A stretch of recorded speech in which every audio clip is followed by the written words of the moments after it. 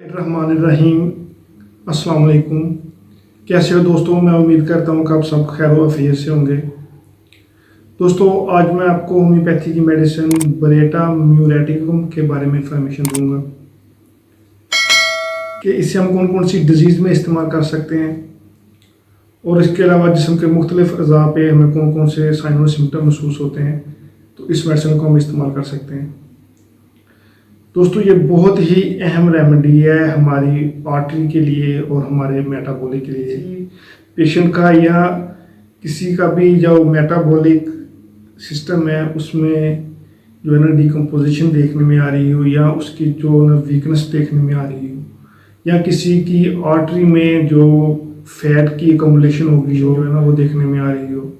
और उसकी वजह से उनकी आर्टरी जो है ना उसमें ब्लड की जो फ्लोइंग है वो बहुत कम रह गई हो, तो ऐसे केस में ये मेडिसिन जो है ना बहुत ही अच्छा वर्क करती है। उसके साथ साथ ये मेडिसिन जो है ना टाइप 2 डायबिटीज़ के केस में भी ये मेडिसिन बहुत ही अच्छा वर्क करती है। बताऊँगा कि इसे हम टाइप 2 डायबिटीज़ में कैसे इस्तेमाल कर सकते हैं। तो दोस्तों, ये तमाम इंफॉर्मेशन मैं आपको इस वीडियो में बताऊँगा, तो मेरी आप सबसे गुजारिश है कि वीडियो को एंड तक लाजमी देखें। मैं हूं डॉक्टर उमर और आपको अपने चैनल होम्योपैथ में खुशामदीद कहता हूं। होम्योपैथी की मेडिसिन बरेटा म्यूरेटिकम, सबसे पहले मैं आपको इसका मोड ऑफ एक्शन बताता हूं कि ये हमारे जिस्म पे किस तरह असर करती है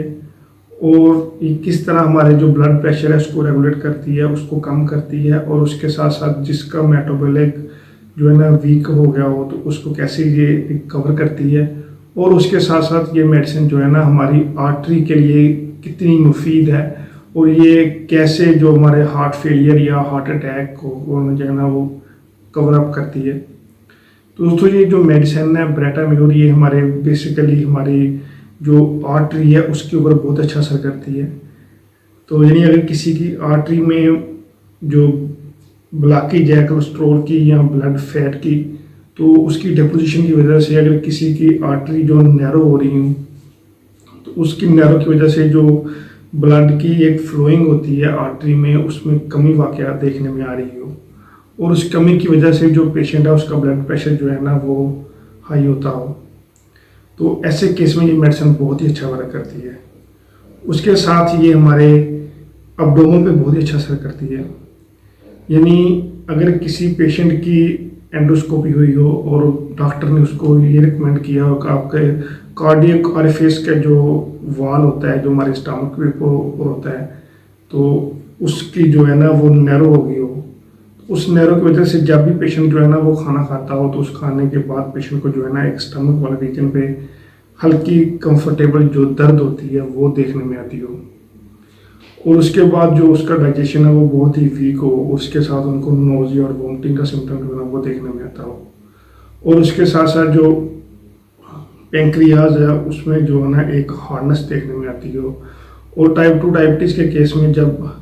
पेंक्रियाज होता है उसमें हार्डनेस की वजह से जो उनकी सिक्रीशन होती है इंसुलिन की उसमें कमी वाक़ई हो रही है, और पेशेंट जो है ना टाइप 1 डायबिटीज़ की तरफ जो है ना वो शिफ्ट हो रहा हो,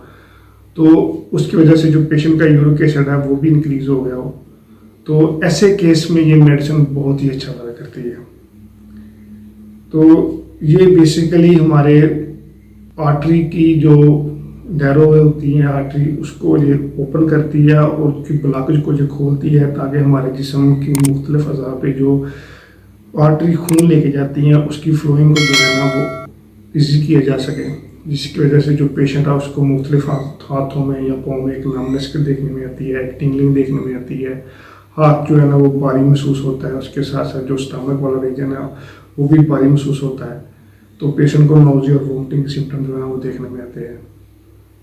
तो दोस्तों, ये तमाम डिजीज़ में ये मेडिसिन जो है ना बहुत अच्छे तरीके से जो है ना पेशेंट को क्योर करती है। तो सबसे पहले हम देखते हैं जिसम के मुख्तलिफ अज़ा पे हमें कौन कौन से साइन और सिम्टम महसूस होते हैं, तो इस मेडिसिन को हम इस्तेमाल कर सकते हैं। माइंड की सिम्टम की तरफ देखें तो ऐसे पेशेंट या ऐसे लोग जो कि बहुत ही हैवी जो फास्ट फूड जो है ना वो इस्तेमाल करते हैं,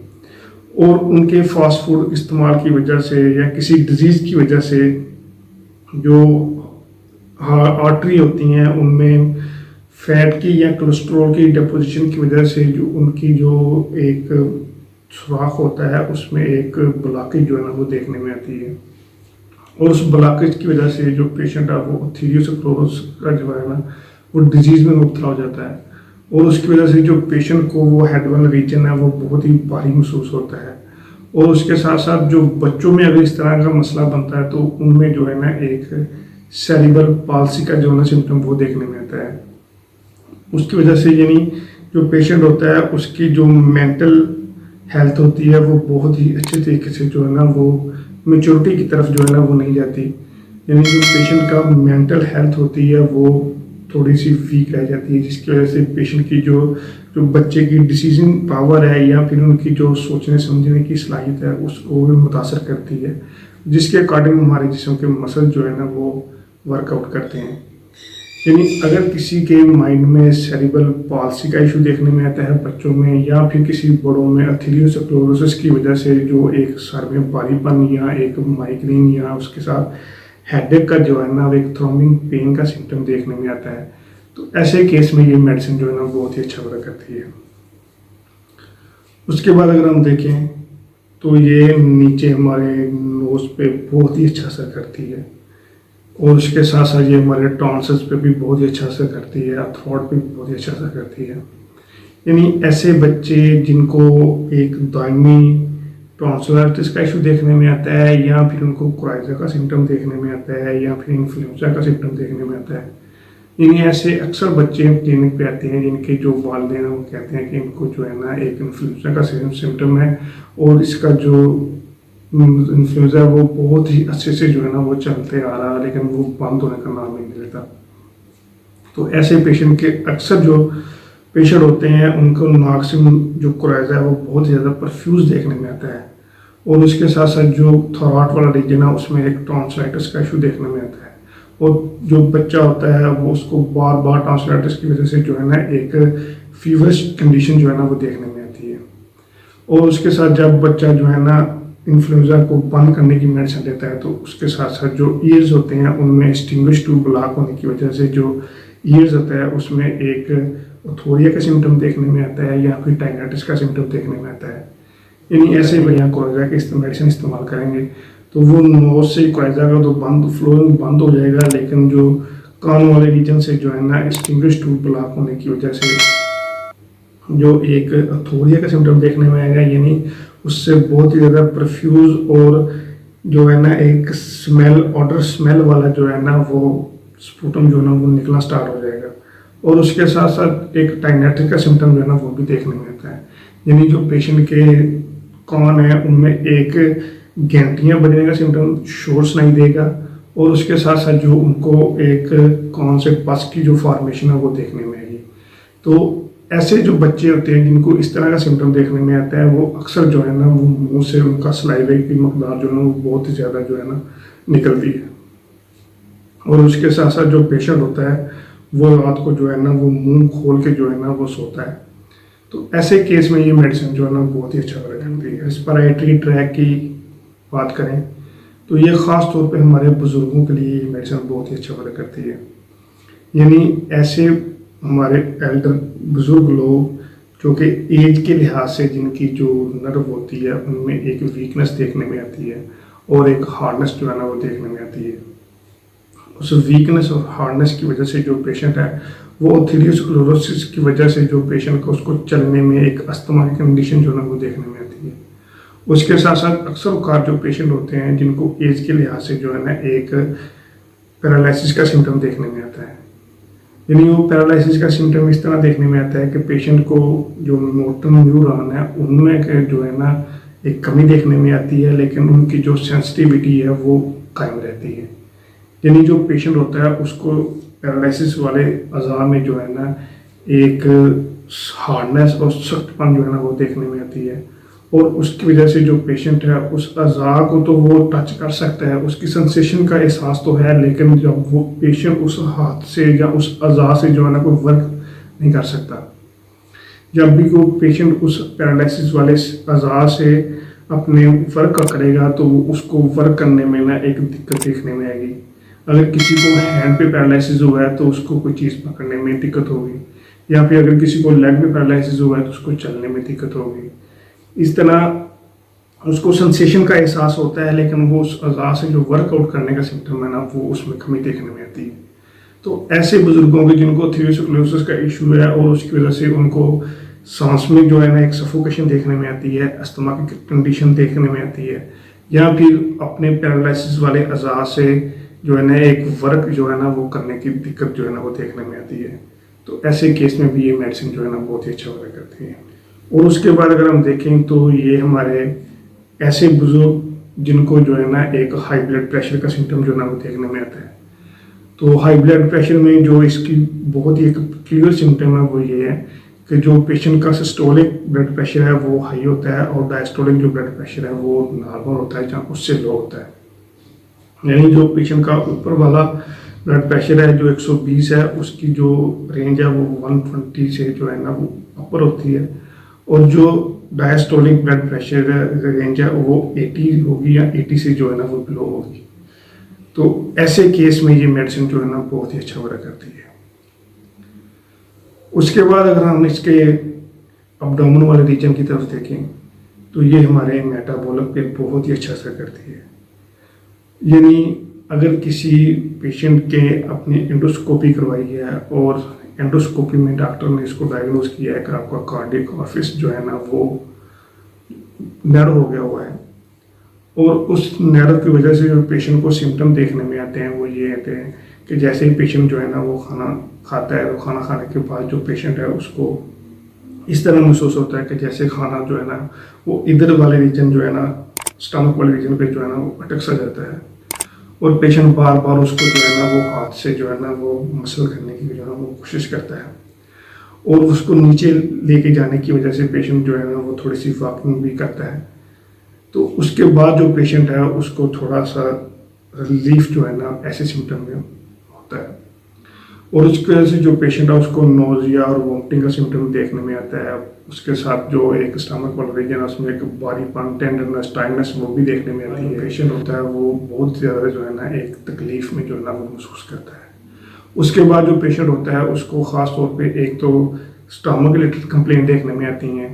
और उसके साथ साथ जो पेशेंट का डाइजेशन है वो बहुत ज़्यादा जो है ना एक वीक होता है। उसको एक गैस्ट्रिक सिम्टम देखने में आता है या फिर कॉन्स्टिपेशन का सिम्टम जो है ना वो देखने में आता है। तो ऐसे केस में भी ये मेडिसिन बहुत ही अच्छा वर्क करती है। तो ये मेडिसिन जो है ना टाइप 2 डायबिटीज़ के केस में भी ये मेडिसिन बहुत ही अच्छा वर्क करती है। यानी ऐसे केस में ये मेडिसिन बहुत ही अच्छा वर्क करती है जिसमें जो पेशेंट को डाइजेशन रिलेटेड कंप्लेन जो है ना वो देखने में आती है। यानी जो टाइप 2 डायबिटीज़ का पेशेंट होता है उसकी वजह से जो उसका पेंक्रियाज होता है उनमें जो है ना एक की वजह से जो पेंक्रियाज के बीटा सेल्स होते हैं वो जो है ना एक इंसुलिन की सिक्रीशन जो है ना वो कम कर देते हैं, और इस इंसुलिन की सिक्रीशन की वजह से जो कमी की वजह से जो पेशेंट होता है वो टाइप 1 डायबिटीज़ की तरफ जो है ना वो शिफ्ट हो जाता है। यानी उसको जो इंसुलिन है उसकी एक जो डोज होती है वो उसको इंजेक्शन के जरिए जो है ना वो लेनी पड़ती है। इसमें पेशेंट जो है ना टाइप 2 डायबिटीज़ का पेशेंट होता है उसकी जो इंसुलिन की सिक्रीशन है उसमें कमी वाक़ हो रही हो, जो पेंक्रियाज होता है उसमें हार्डनेस जो है ना वो टाइटनेस तो वो देखने में आती हो, और उसके साथ साथ पेशेंट को जो है ना एक डाइजेशन कंप्लेन भी देखने में आती हो, और रेक्टम वाले हिस्से में एक दर्द कफियत जो है ना वो देखने में आती हो। तो ऐसे केस में भी ये मेडिसिन जो है ना बहुत ही अच्छा वर्क करती है। उसके बाद अगर हम देखें तो ये पेशेंट के अगर किसी के इंग्वाइनल रीजन के लिम्फ नोड है उनमें स्वेलिंग देखने में आती हो, और उस स्वेलिंग की वजह से जो पेशेंट को ये थाई वाला एरिया है इसमें एक हार्डनेस देखने में आती हो, एक सोरनेस देखने में आती हो, और उसकी वजह से जो पेशेंट है उसको रेक्टम में एक दर्द की कैफियत देखने में आती हो, और जब भी पेशेंट जो है ना स्टूल पास करता हो तो उसमें पेशेंट को बहुत ज़्यादा दर्द की सिम्टम देखने में आते हो। तो ये ख़ास तौर पे जो हमारा लोअर एब्डोमेन वाला रीजन है, इंग्वाइनल रीजन है, उसके अगर किसी को लिम्फ नोड की स्वेलिंग देखने में आती हो तो ऐसे केस में भी ये मेडिसिन जो है ना बहुत ही अच्छा वर्क करती है। इसमें भी ये मेडिसिन बहुत ही अच्छा वर्क करती है। एनोरिज्म एक ऐसी हालत होती है जिसमें जो पेशेंट की आर्टरी होती है उस वीकनेस की वजह से उसमें थोड़ा सा जो है ना एक स्वेलिंग देखने में आती है, और स्वेलिंग की वजह से जो एक फलाव होता है उस आर्टरी में वो देखने में आती है। तो ये एक बहुत ही सीवियर कंडीशन होती है। तो ऐसे केस में ये मेडिसिन बहुत ही अच्छा वर्क करती है जिसमें जो आर्टरी होती है उसमें स्वेलिंग की वजह से उसमें एक फलाव जो है ना वो देखने में आता है, और उस फलाव की वजह से जो पेशेंट वाला होता है उस रीजन में, जिस रीजन में जो अक्सर औकात वो आर्टरी का फैलाव देखने में आता है, तो उस फैलाव की वजह से जो है ना पेशेंट बहुत ही ज़्यादा एक टायर्डनेस, वीकनेस और एक शदीद पेन जो है ना वो सिम्टम देखने में आते हैं। तो ऐसे केस में भी ये मेडिसिन जो है ना बहुत ही अच्छा वर्क करती है। अब हम देखते हैं कि होम्योपैथी की मेडिसिन ब्रेटाम्यूर, इसे हम कौन कौन सी डिजीज़ में इस्तेमाल कर सकते हैं। ब्रेटाम्यूर सबसे पहले अगर हम देखें तो ये एथेरोस्क्लेरोसिस की बहुत ही अहम मेडिसिन है। उसके बाद इसे हम सेरेब्रल पाल्सी के केस में भी इस्तेमाल कर सकते हैं। उसके बाद अगर हम देखें तो ये मेडिसिन एनोरिज्म के केस में भी ये मेडिसिन बहुत ही अच्छा वर्क करती है। उसके बाद अगर हम देखें तो ये टाइप 2 डायबिटीज़ के केस में ये मेडिसिन बहुत ही अच्छा वर्क करती है, जिसमें जो पेंक्रियाज होता है उसमें जो है ना एक स्वेलिंग देखने में आती है, और स्वेलिंग की वजह से जो पेंक्रियाज की इंसुलिन है उसकी सिक्रीशन की कमी देखने की वजह से जो है ना पेशेंट को एक कॉन्स्टिपेशन का सिम्टम देखने में आता है, या फिर जो पेशेंट होता है उसको पेट वाले रीजन में जो है ना एक हल्का पेन जो है ना वो देखने में आता है। तो ऐसे केस में भी ये मेडिसिन बहुत ही अच्छा वर्क करती है। तो ऐसे पेशेंट जिनको कार्डियक ओरिफिस के जो है ना एक वाल्व की ब्लॉकेज जो है ना वो देखने में आती है, और उसकी वजह से जो पेशेंट होता है उसको स्टमक वाले रीजन में एक जो भारीपन जो है ना वो देखने में आता है। तो ऐसे केस में भी ये मेडिसिन बहुत ही अच्छा वर्क करती है। उसके बाद हम इस मेडिसिन को ओर्थोरिया के केस में भी इस्तेमाल कर सकते हैं, या फिर टाइनाइटिस के केस में भी इस्तेमाल कर सकते हैं। उसके साथ अगर हम देखें तो ये कोराइजा के केस में भी ये मेडिसिन बहुत अच्छा वर्क करती है। टॉन्सिलाइटिस के केस में भी ये मेडिसिन बहुत ही अच्छा वर्क करती है। उसके बाद इस मेडिसिन को हम डिप्थीरिया में भी इस्तेमाल कर सकते हैं। उसके बाद अगर हम देखें तो ये मेडिसिन जो है ना ऐसे बच्चे जिनकी माइंड की ग्रोथ जो है ना वो सही तरीके से नहीं होती, और उसको एक मानिया डिजीज़ का जो है ना वो सिम्टम देखने में आता है, जिनमें जो पेशेंट होता है उसकी माइंड की जो है ना बहुत ही शदीद किस्म की एग्रावेशन जो है ना वो देखने में आती है, यानी पेशेंट का जो बिहेवियर है वो बहुत ही ज़्यादा रूड जो है ना वो होता है। ऐसे केस में भी ये मेडिसिन बहुत ही अच्छा वर्क करती है। तो दोस्तों ये तमाम डिजीज़ में ये मेडिसिन जो है ना ब्रेटाम्यूर बहुत ही अच्छा वर्क करती है। दोस्तों आइए अब हम देखते हैं होम्योपैथी की मेडिसिन ब्रेटाम्यूर, इसे हम कौन सी ताकत में जो है ना वो इस्तेमाल करें तो ये बहुत ही अच्छी रिजल्ट देती है। इसे हमें 30 CH जो है ना पोटेंसी में सुबह दोपहर शाम 2 ड्रॉप जो है ना खाली पेट इस्तेमाल करने से इन तमाम डिजीज़ में जो है ना बहुत ही अच्छा वर्क करती है। तो दोस्तों मैं उम्मीद करता हूँ कि आपको ये वीडियो जो है ना वो पसंद आई होगी। मेरी आप सबसे गुजारिश है कि वीडियो को शेयर करें, चैनल को सब्सक्राइब करें और बेल आइकन लाजमी दबाएं, ताकि आप नई वीडियो के बारे में अपडेट रह सकें। थैंक यू, अल्लाह हाफिज़।